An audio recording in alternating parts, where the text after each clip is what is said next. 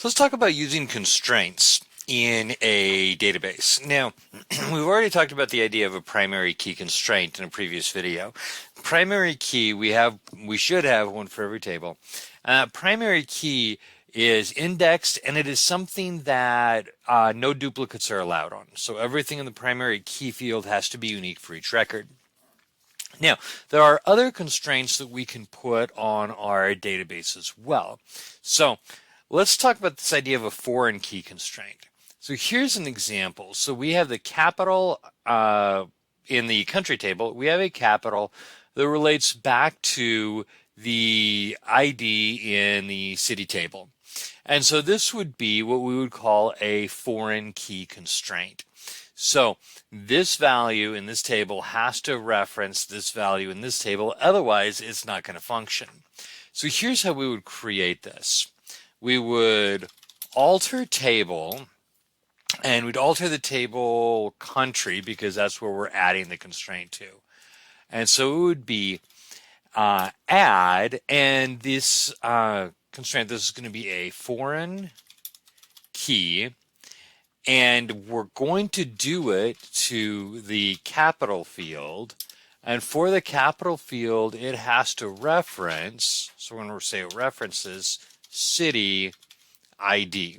So it references this field or this table and this column. And so that would allow us to create our foreign key. And I'm getting an error here that capital doesn't exist. Let's see if I can spell capital correctly. There we go. Now let's execute it. Okay, and that just added a foreign key. And we see down here 239 rows affected, one for each of our countries, and we have no duplicates and no warnings. So perfect. We now have a foreign key constraint. And so if we go to the world database and we go to our country and foreign keys, here is our country foreign key. So this is the target and what it's restricted on. Okay, so that gives us our foreign key constraint. Now another one that we'll have is we'll have a check constraint.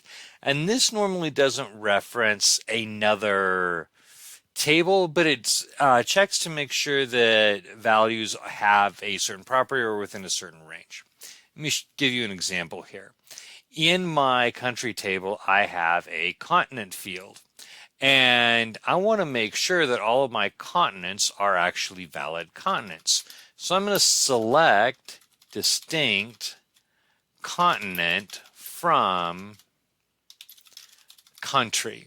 So remember, select distinct returns only the first reference of everything. Here are my continents, and these are all of my continents that are referenced. And okay, I'm happy with that. That's good.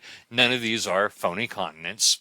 So what I'm going to do now is I'm going to put in a rule that requires that if you try to put a value in a continent, it has to match this. So this is how we do it. We're going to alter table. And it's the country table again. And this time we're going to add a check constraint. And here's what we want. The continent has to be in, and then I'm going to specify the values that we're going to allow. North America, Asia,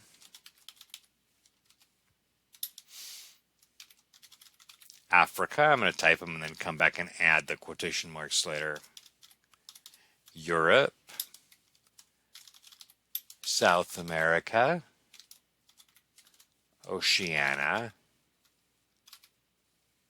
and Antarctica. A-R-C-T-I-C-A, Antarctica. And then let me go back and put all of those in quotation marks so we know that we're dealing with text values.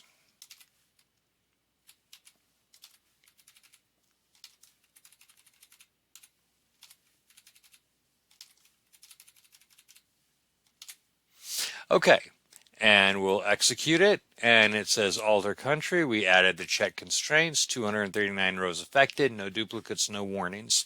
Okay, so now we have both of those constraints in place, and that's going to kind of verify whenever we put data in that the data we're putting in is actually legitimate. And if we try to put in invalid data, it will reject it and won't add the row.